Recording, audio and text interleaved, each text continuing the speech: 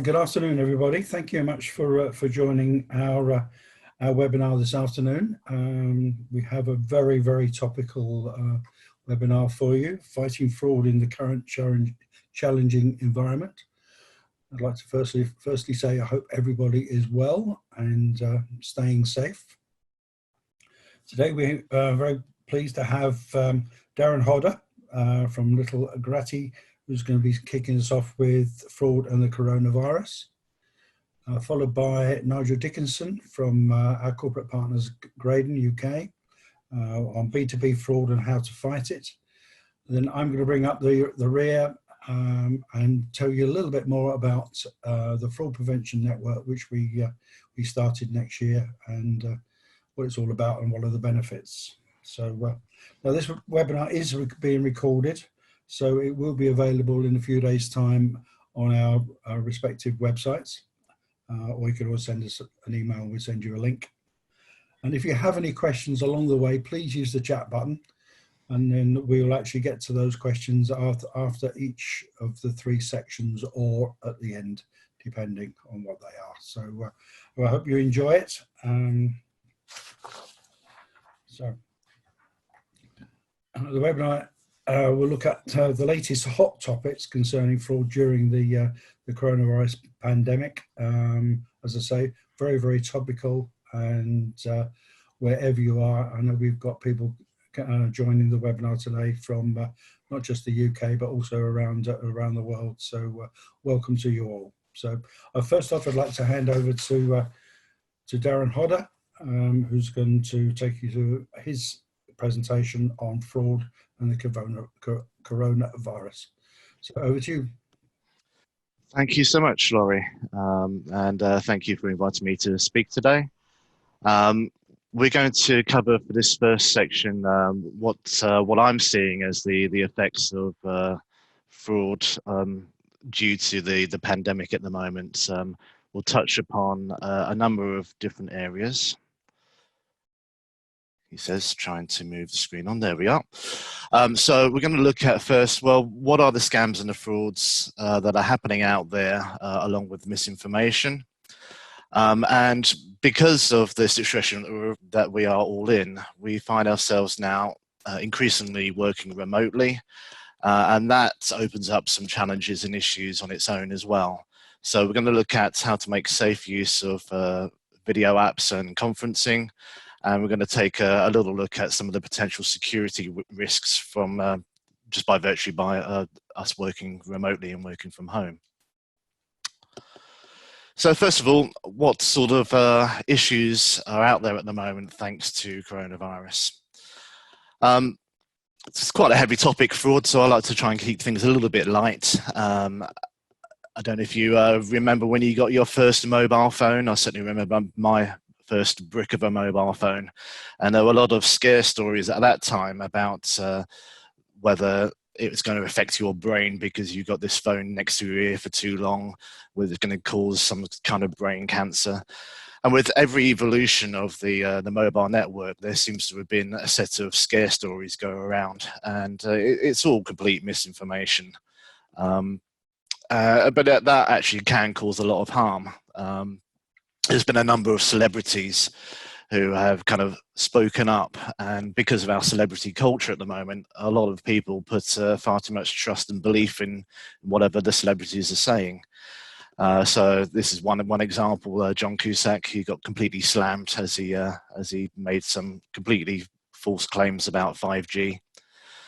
And as you would have seen in the press recently, it's had the effect that people have actually torn down some masts, even if they're not actually 5G masts. There's been a number of 4G and 3G masts that have been pulled down just because people believe that they're 5G masts and that they're going to be a risk to their health. And I'm sure you can all agree with us all being stuck at home now, and we don't want to lose our actual infrastructure and lose the ability to communicate. There's also been a lot of false and misleading information being shared around on the social media platforms and on chat platforms.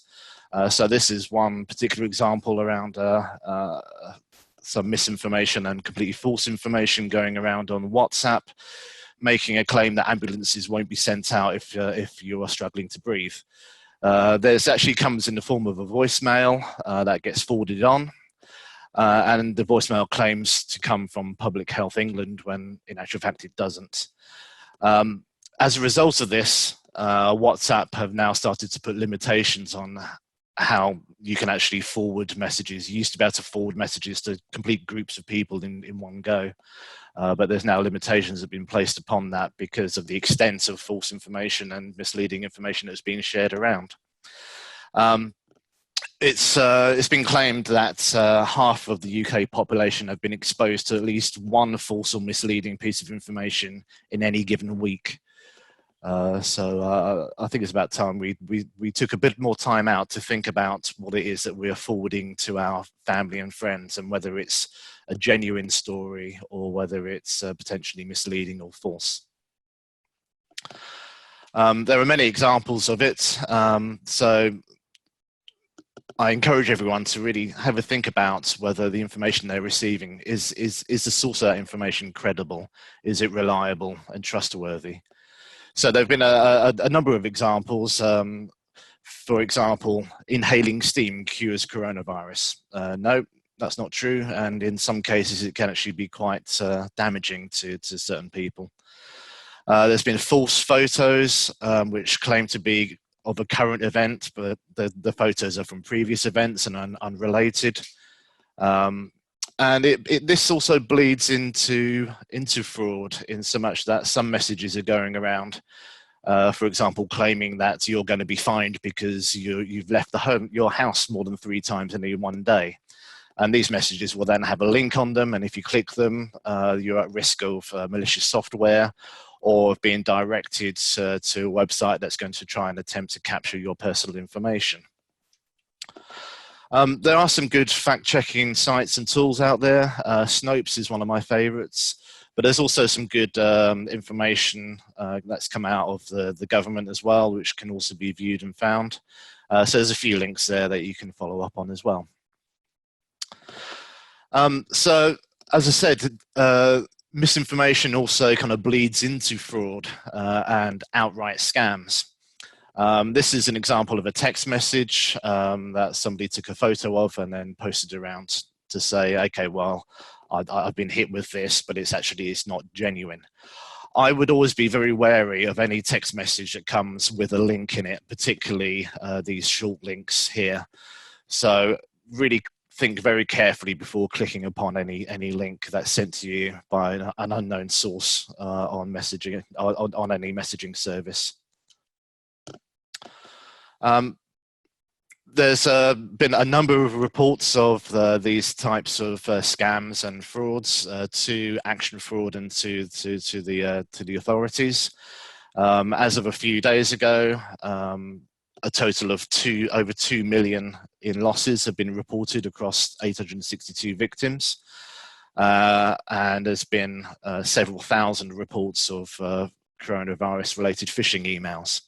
And this is just the stuff that the police are aware of. Obviously, the extent of this is actually far greater, and there's a lot of stuff that doesn't get reported. Not only that, but there are websites that are being spoofed because of the current benefit schemes and changes to our benefit system, and also the various different packages that the government have released to help businesses to continue to operate. That's led to a whole flurry of phishing emails and fake websites that will try to capture your personal information. So do be aware of that. Make sure you're going to genuine government websites when it comes to making claims for any of the schemes, or if you're claiming any specific benefits. It is also quite likely as well that the HMRC are going to have quite a big job on their hands as well in fighting fraud that's coming in their direction. Because of the furlough scheme, it's not perfect, and that is why there are some limitations, particularly on brand new businesses, because they don't have a history. It's going to be a more difficult job for verification to be done to make sure that that any claims are legitimate. So it's going to be interesting to see over time as well how the HMRC actually manage their risk of fraud through the schemes that are being rushed out. And because everything is being done very, very more rapidly than what is normal, that does open everyone up to a greater risk of being defrauded. So in terms of frauds and scams, do make sure you're familiar with what a phishing attack looks like, and be aware of phishing emails. They can come via emails or via messaging, and occasionally via voice as well. There are people that will try and fish information out of you by calling you directly. So be very wary of any requests for personal information. Do check the email addresses and links that come through. Are the email addresses genuine? Do the links actually take you to the right place, or where you expect them to? Some of these scams are poorly worded, so a good way of spotting is by actually reading carefully and seeing if there are any spelling or grammatical errors.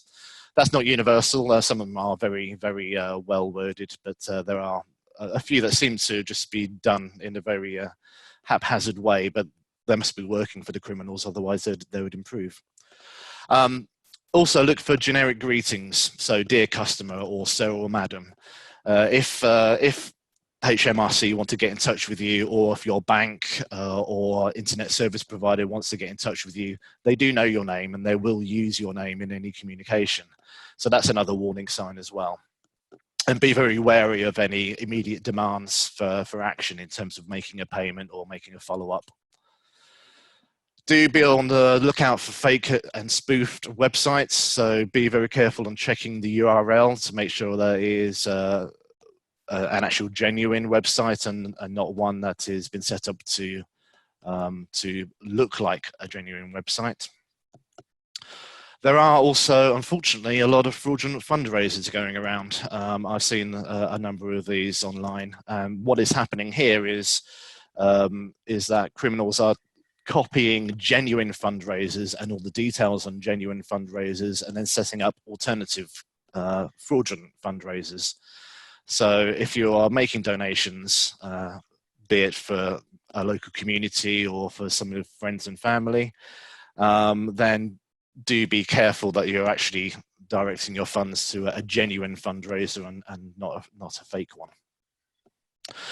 And be vigilant for anything that is asking you for any personal information, anything to do with tax refunds or loans, anything financial, basically, you want to be a little bit more wary of at this moment in time.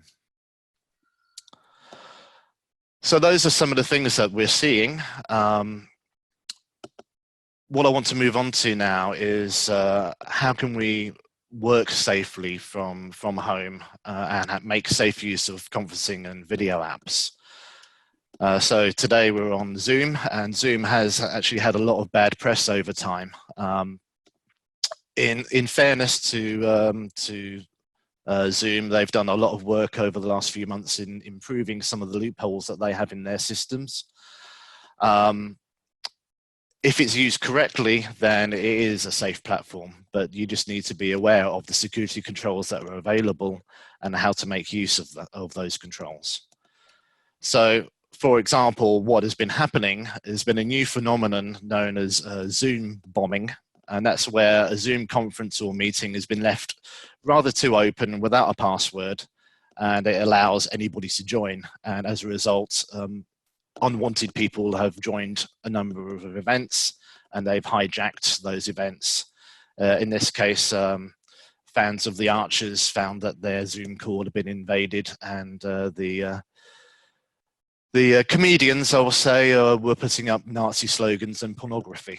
And that's obviously very inappropriate, and if you're running events, particularly with children, then you want to be very careful about the security of those events that you're running. So there are a lot of different conferencing and video apps out there, and they all have different features and different purposes. And I won't make any recommendation of one over another, but what I will say is that in general, you want to take consideration as to what are the security facilities that are available for any particular application. Make sure you're using those correctly, and just consider whether you trust the supplier. In the same way that some people don't trust Facebook and what Facebook do with personal data, you may also want to take that consideration into whoever you're using for your conferencing and video apps. But because Zoom meeting is particularly prevalent and popular at the moment, I just wanted to point out a couple of the security features that are now available in Zoom to make your meetings more secure. Previously, it wasn't by default that passwords were set on a particular meeting. Zoom have now changed their system so that passwords are the default, and there's also a waiting room before you allow an attendee to actually join a meeting, and that's to try and prevent that Zoom bombing. But do make sure that you have a password for your meetings and you keep that enabled. You still have the option to switch it off, but I wouldn't recommend that. I would also recommend that you do change your password periodically as well. If you go into the more detailed options for Zoom as well, you have the ability to make things a little bit more difficult by enforcing people to type in the password rather than the password being embedded within the link. And I would recommend that if you're making your links to your meetings public, because if that link to the meeting has the password embedded in it anyway, then you still have that risk of unwanted people joining. A few considerations as well. The meetings on Zoom can be recorded, as is this one, and those are held on the cloud. So take consideration as to what sort of information you're discussing in any particular meeting, and how long you might want those recordings to remain on the cloud. Be aware of password reuse. Trying to use different passwords for different accounts. If you're using for your Zoom account, if you're hosting meetings, if you're using the same password for your Zoom account as you are for your other social media accounts, and one of your accounts gets compromised, then the chances are that the criminals are going to try and use that password across all of the different services that you may be a subscriber of. And so do try to lock things down by having a unique password for Zoom meeting compared to other sites. And this isn't a unique problem to Zoom, but make sure that you're installing software only from a legitimate source, from the actual vendor themselves. There have been instances where installer software has been copied and then bundled up with malware and put onto different sites. So make sure your antivirus is up to date and use official sites only when you're installing software. Finally, be aware that any chats may end up in meeting transcripts, and that can include the private chats you make between one another. So take some consideration as to what sort of things you're discussing on there, as the meeting organizer ultimately will be able to see everything. The other application I wanted to touch upon, simply because it's had a lot of bad press, is House Party. House Party's got a very different use case. It's more of a video social media platform than it is a business networking and business or learning aid. But it is being used a lot, and it's had a lot of bad press claiming that that the software itself has been compromised and has been hacked, and if you've got an account there, then you could actually find that that your banking is going to be compromised as well, and your PayPal accounts are going to be compromised. This is actually false. To the extent that House Party have put up a $1 million bounty for any proof of a campaign against them and to harm them. The owners of House Party are a very reputable a gaming company, and whilst their platform, just like every other platform, may not be completely perfect, it certainly hasn't been compromised. You can also take a look at their public statements on their website about that as well. So I encourage you to do that if you're worried at all about using House Party. Finally, I wanted us to touch upon some of the risks that we may face now that more of us are working remotely and working from home. So what are the potential risks? Well, firstly, if you're enabling your workforce to work from home, then you may find that they are using their own IT equipment rather than the IT equipment you supply. So there can be inappropriate use of personal cloud storage, personal email addresses, and USB media, which can pose a data security risk. Many smaller businesses will be jumping onto the idea of allowing their staff to use their own devices. So bring your own device. So do make sure that you have a policy in place for bring your own device. Make sure that you have a method of actually enforcing that policy or tools to implement that policy, and make your staff aware of what is acceptable use of their own devices when they're working remotely. Finally, a lot of organizations may not be deploying virtual private networks at all, or they may not be deploying them in an effective manner. So you want to take some consideration as to how you use virtual private networks to secure your data as well. There is an increased risk of social engineering, as mentioned before, through phishing. There is a general trend for businesses to be targeted by phishing campaigns as well, and this is going to be increased. The risk of this is going to increase as more of us are working remotely. So staff training and awareness is going to be key here. Make sure that your staff have a good basic knowledge of the types of phishing attempts that can happen, and what to do if they spot an attempt to phish information. Poor authentication and poor passwords can cause many problems as well. I've got a slide in a moment that will demonstrate how easy it is for databases and for sites to be hacked when the poor passwords are used. And be wary of cloud services. Don't assume that the major vendors are going to be more secure than the smaller vendors. That's not necessarily the case. For example, Microsoft Office and Microsoft OneDrive, they do have the option for you to use multi-factor authentication, but it's not switched on by default. So I would encourage you to switch on those additional levels of authentication where it's possible to do so, and again, make sure your staff are aware of those security measures. Make sure you understand where the responsibility lies for any of your cloud providers, where your responsibility lies for security versus the cloud provider themselves. So I mentioned about passwords earlier, and this table here is a demonstration of how easily criminals can crack passwords if your passwords are very short or have only very limited characters within them.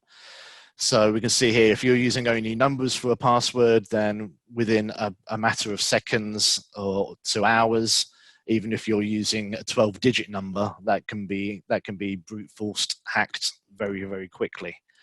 So it is recommended that you use a mix of upper and lowercase with numbers, and ideally with some other symbols as well.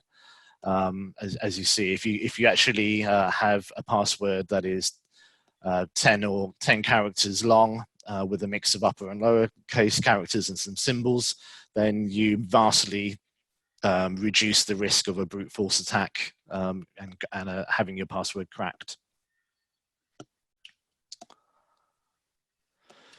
So I appreciate it's been really quite a quick whistle stop today. We're on quite limited time today. I just wanted to give everyone a flavour and an overview. But the main takeaways I want to give today are that fraud and cybersecurity issues are more about people than that it is about technology. Technology is simply an enabler. So do make a risk assessment of how you are operating if you're working remotely and enabling staff to work from home. If it's helpful, and it often is, consider having a third party do some risk assessment to identify any issues that you may have overlooked and to identify what the risks may be to your organization and your own kind of policies, your own processes and controls.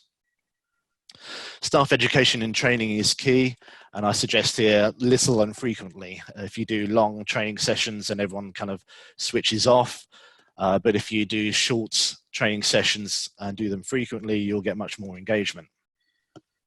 Make sure you are prepared for a potential attack. Make sure you test your backup and disaster recovery plans and your response plans. And once again, do make sure you implement multi-factor authentication and strong passwords wherever possible.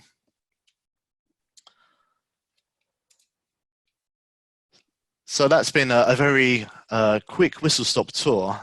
My plan is to follow up this session today with more detailed sessions. And so I'm going to be looking for feedback from anyone today on what areas they would like more education on and what would be useful to you in this kind of strange time that we all find ourselves in. I'll be collaborating with Laurie in running some follow-up sessions to this one today. I'd like to end on something a little bit humorous as well, so there's a little cartoon there for you. Do feel free also to contact me if you want to discuss anything that's come up through this session today. We will be taking some questions and answers today if we have time as well.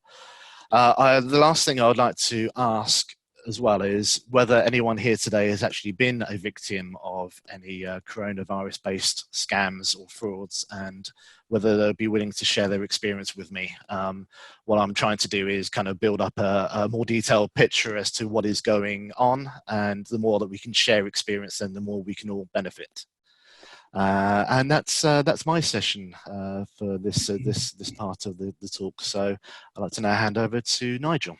Yeah, thanks very much indeed, Darren. And in fact, no questions as yet, but please, if you've got questions, just remember the chat button. So, as you say, over to Nigel. Well, thanks, Darren, and thanks, Laurie. So Nigel Dickinson, I'm head of partnerships here at Graydon. Specifically for this session, that means I'm responsible for the partnership with forums and also for our developing partnership with CIFAS, who I'm sure many of you will be aware of. What I just wanted to talk through for the next 20 minutes or so was an overview of the types of business-to-business fraud,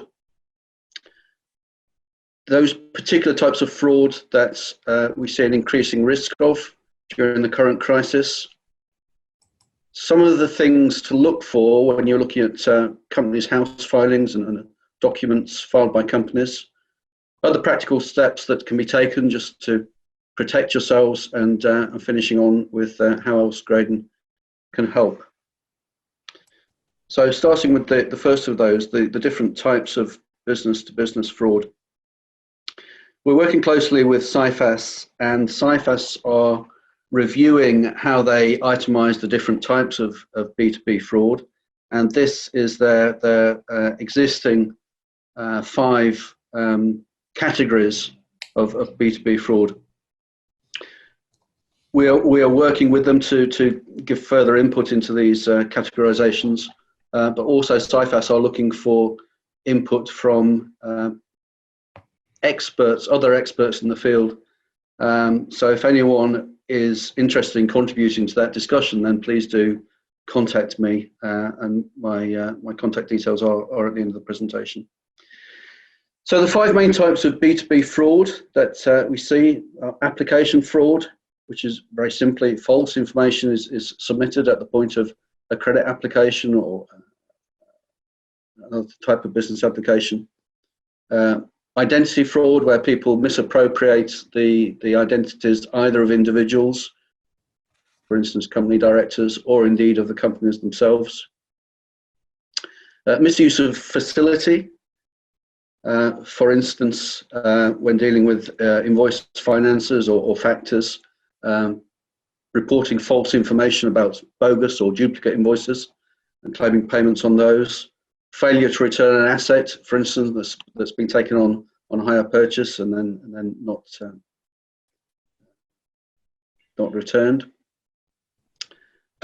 asset conversion and account takeover, also known as facility takeover, also known as account compromise.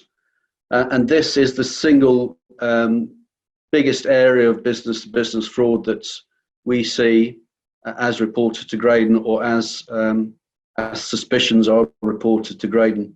So account takeover is when the fraudster gets access to a genuine customer's account, potentially using one of those methodologies that Darren's described, and just also reinforcing one of Darren's points, the tendency that people have to reuse favorite passwords does mean that if a data breach does occur, then multiple accounts can become vulnerable, and the exposure to fraud is multiplied by a factor.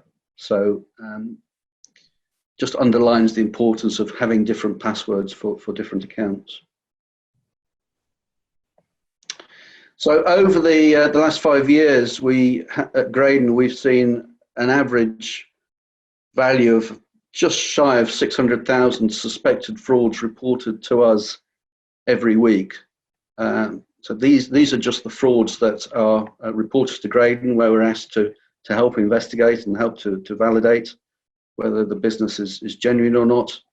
And I think you can very easily see from the graph the fairly steep increase that we're seeing, and the whole industry of fraud seems to continue to accelerate. You'll see at the bottom bullet point there, the average value that, again, we see reported to us at Graydon, 56,000. If we just look at the last quarter of last year, then the average value of fraud that was reported to us had gone up to 90,000. Again, just underlining the fact that this is an area of huge growth, and one that we all need to increasingly be vigilant about. So what do we see particularly as risk in the current crisis? Again, some of these Darren has referred to, but we are members at Graydon of the London Fraud Forum, and their latest advice about the main types of risks at present, itemised here.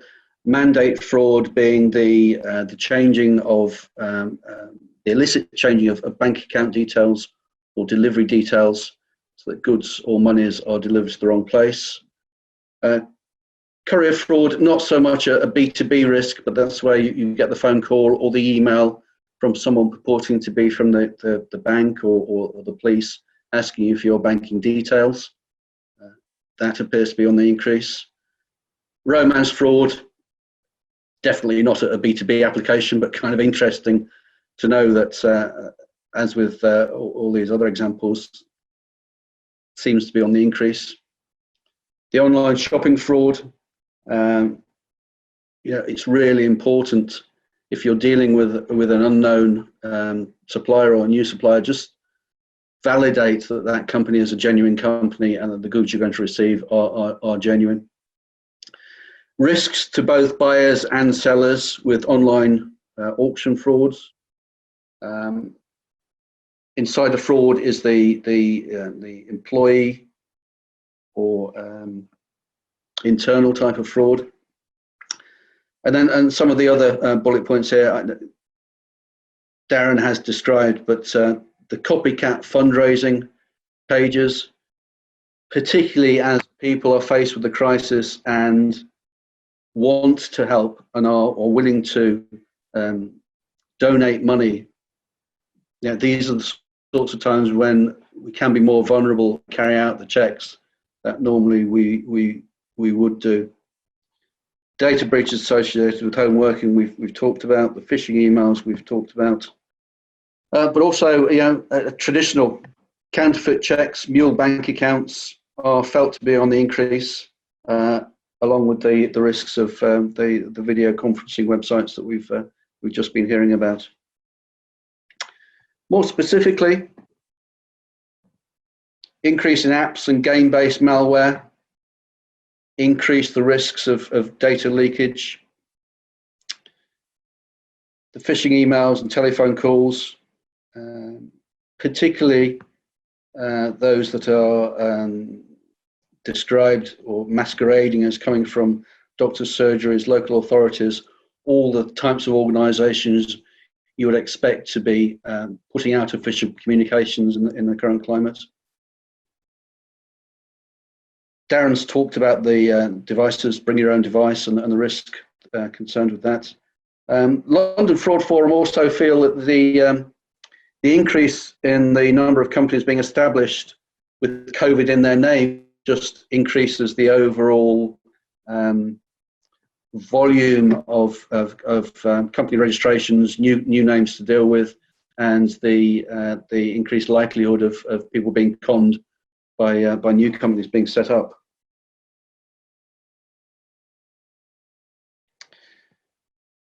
So, although many of these types of frauds are new and the approaches are new and the messaging can be directly linked to the COVID-19 crisis, some of the ways of defending yourself are very much the same as they have been for a little while, and check, and check again if there is any suspicion or any discrepancy in the information that's presented to you. And specifically, of course, at Graydon, we work very closely with Companies House information, and there are some classic things to look for when you're looking at the documents available from Companies House. One of which is the pattern with which a company files accounts. Typically, of course, a company will file its balance sheet once a year. It will file about 10 months after the end of its financial year, and that's a pretty regular pattern for most bona fide companies. When companies are set up specifically to defraud people and to create a false story, we very often see that accounts are failed very quickly, one after the other, to create a story and a history and make it look like there was a genuine company there, when actually the filings are fictitious. So we do look out for company filings that appear too quickly, one after the other. Also, if a company hasn't filed its accounts and it's too slow and it's missed the deadline, then that's another red flag. Directors, I just flagged this one up because at Graydon, we increasingly see, again, when we're looking at suspicious companies, that the fraudsters can be very sloppy with the information that they file. And very often we see the age of the directors as being of the age of children. So we see 2-year-olds, 10-year-olds registered as directors. It's a very obvious thing that makes you think there's something wrong with this company. And if you see that, then clearly beware. But that's something we look out for at Graydon. Are the auditors genuine? And there are simple ways of checking that, which I'll come on to. Has a company changed its registered office multiple times? Very often that can happen when there's been some sort of takeover of company's details and they are deliberately obfuscating their history and covering their tracks. So multiple changes of registered office, also multiple changes of directors. We would want to investigate and just see what's behind that. I guess we all know, check the associated companies. Do you have any bad experience with other companies that are associated to the one you're dealing with? And again, I guess we all know to look out for county court judgments, particularly when there's a high volume, of course, which doesn't appear to be related to the size of the business. And balance sheet variances. If a balance sheet looks too good to be true, then it it might well be. If the reserves have been revalued and have put the company in a very positive light, there might be a very genuine reason for that, but again, it's worth investigating further, and certainly that's what we would do at Graydon. We also see, again, when companies occasionally set up specifically as fraudulent vehicles, that balance sheets are just copied from other companies, the name of the data's changed, and the entire balance sheet is just refiled under the fraudulent company name. And again, that's something that we can look out for. We are particularly noticing at the moment this type of example where a notice is posted in the Gazette for a company to be struck off. That action is then suspended and then discontinued, and the company appears to just carry on trading. Again, sometimes there can be genuine reasons for this, but very often when we've investigated these examples, then what's happened is at the point of the striking off notice, the legitimate directors and officers of the company have effectively walked away from that company, and whilst they've done that, someone has gone back into the filings and effectively taken over that business to be used for fraudulent activity. So this is a significant red flag.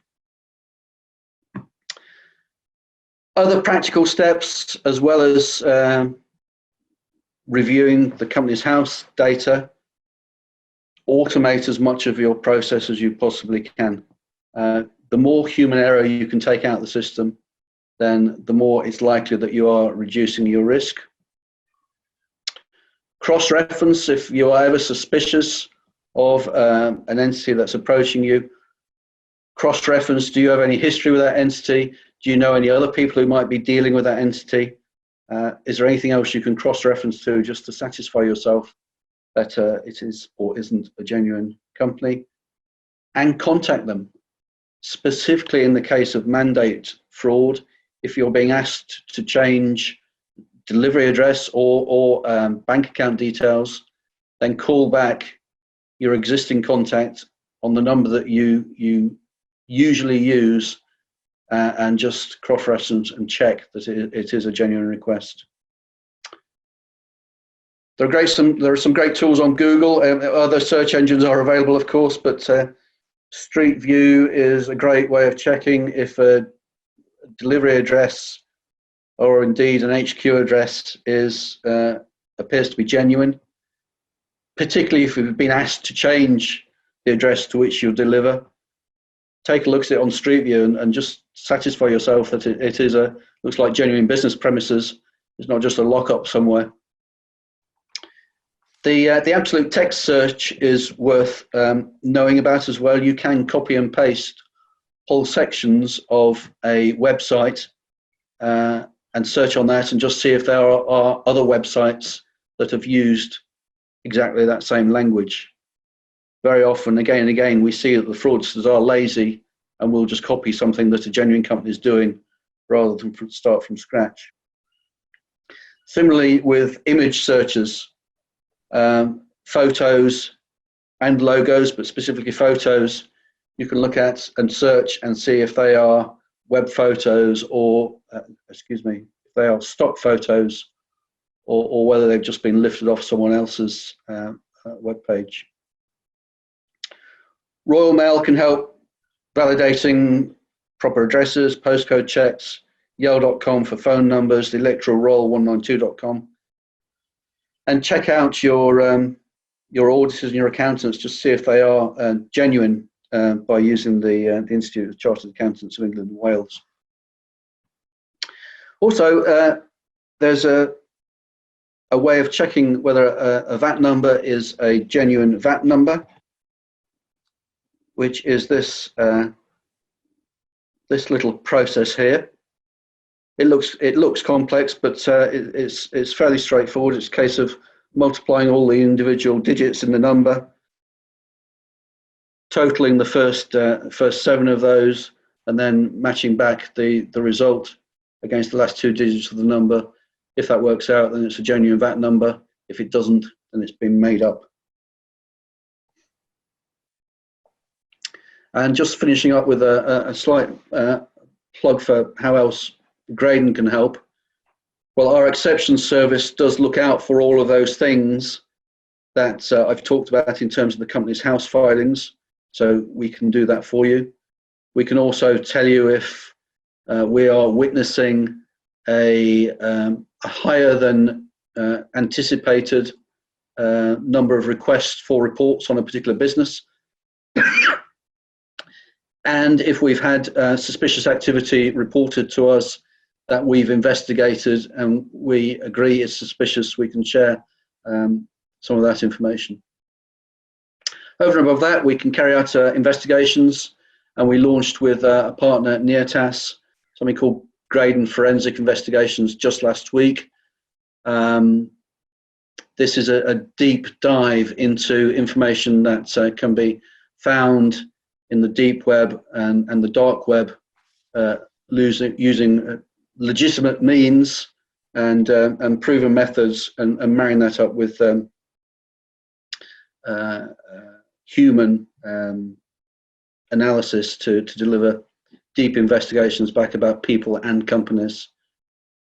And finally, we've launched an impact score to assess the risk to businesses in the current crisis. So our impact score is looking at the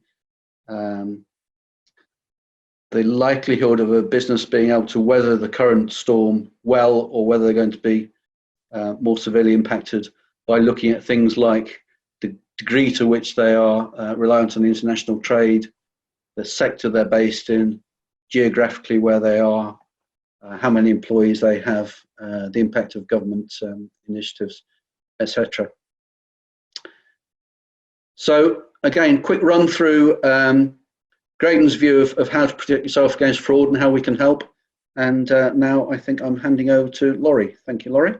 Thank you very much indeed, Nigel. And we'll just have a quick canter through and just talk about the Fraud Prevention Network. We're back a slide. Fraud Prevention Network was launched in May 2019 with our partners Graydon UK and CIFAS. I take the opportunity to thank everybody who's attended our previous meetings for their feedback. They've helped us really tailor and build the FPN into something which is fit for purpose and what our members really asked for. And as you appreciate now, all our meetings are now being held virtually using Zoom. I always describe fraud as very much the fastest growing industry, and nobody has put me right ever since me saying that, and I still believe that is correct. Fraudsters always seem to be one step ahead, and I'm sure you probably agree with that. But the aim of the FPN is to change that pattern through the education of our FPN members, and also to provide a support package, which I'll go into in a little bit. We like to describe, and we want to describe, the FPN as being the go-to place when our members need help with our partners. Whatever the question, we know somebody who would be able to come up with an answer. So it's not a glib statement, but we want to be seen as the go-to place when it comes to fraud, fighting fraud. Objectives and benefits aimed at B2B community. Prime aim, assist our members in reduction in losses caused by criminal activity. We're looking to draw on other members' knowledge and experiences, which I believe is really, really important. We have lots of experts, but where you've been and what you've experienced in the past, share that and put that together with the experts. It becomes a very, very important. I describe it sometimes as gold dust. Develop and enhance new and best anti-fraud practices to make sure we try and be one step ahead of the fraudster.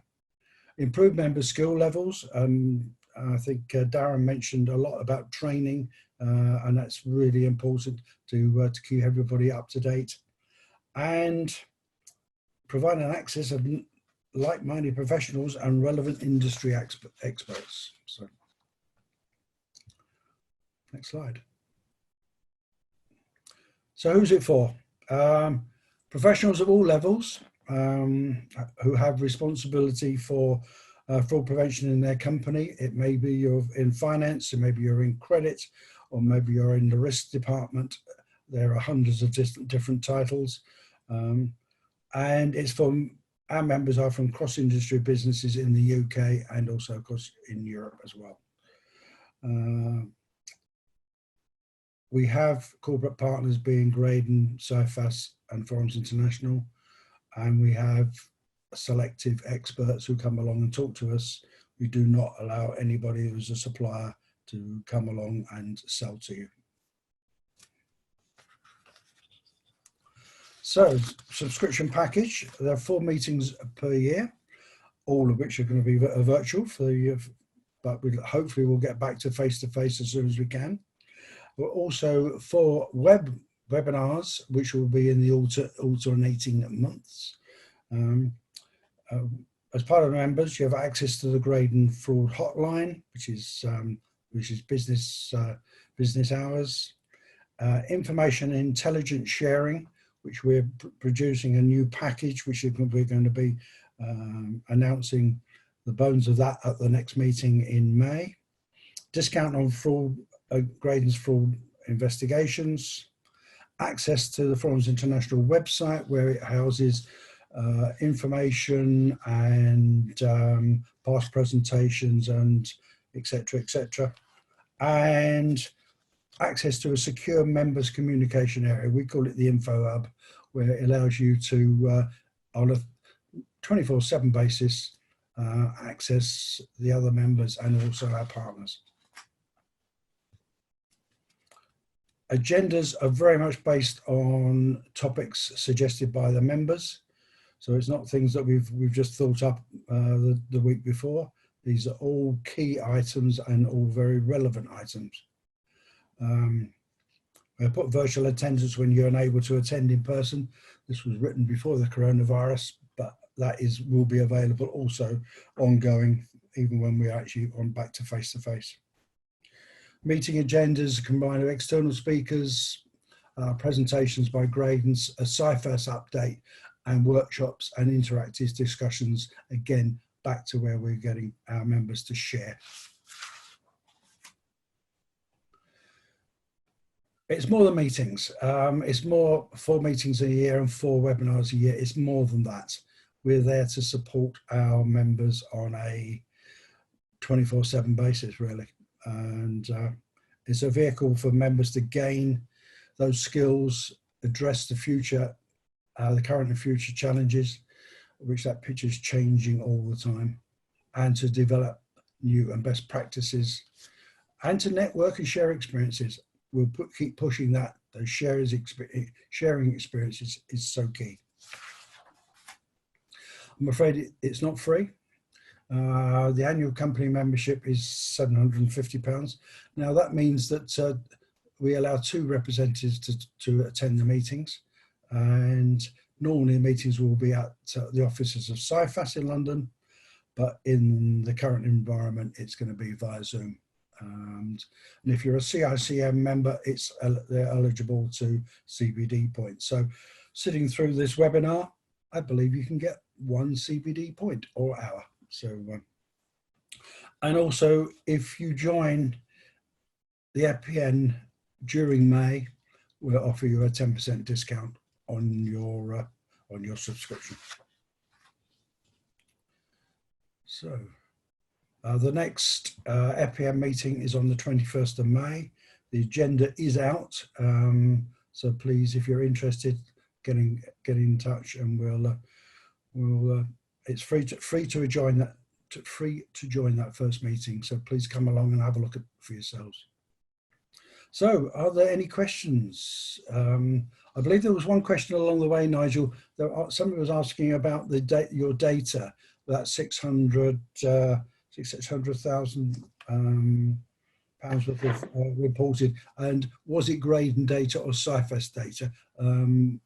I think Darren behind you answered the question that it was Graydon data. So. Yes, sorry I missed that. It is Graydon data, and that's reports of suspicious fraud activity, whereas the CIFAS data is actual frauds recorded after the event, of course. But yes, it's Graydon data. Okay. Well, we're not being overrun by questions, but all I can say to you is that just to remind you, it has been recorded. It is available for you to download. So it will be available, I would suggest, probably Monday next week. Remind you that the next FPM meeting is on the 21st of May. Please come along, even though it's via Zoom, so it's not very far to go, and enjoy the meeting. It will be running from 10 o'clock in the morning till 1 o'clock, and we've got some really interesting sessions on that. So I think just to wrap up, just really to say is be vigilant, don't drop your guard, and that's two-headed really. So one for fraud and one for the coronavirus. So please be prepared, be safe, remember, protect your business and protect the NHS. We'd like to thank you very much for joining us, and we hope we'll see you again very shortly. So thank you very much, and thank you very much, Darren, and thank you very much, Nigel.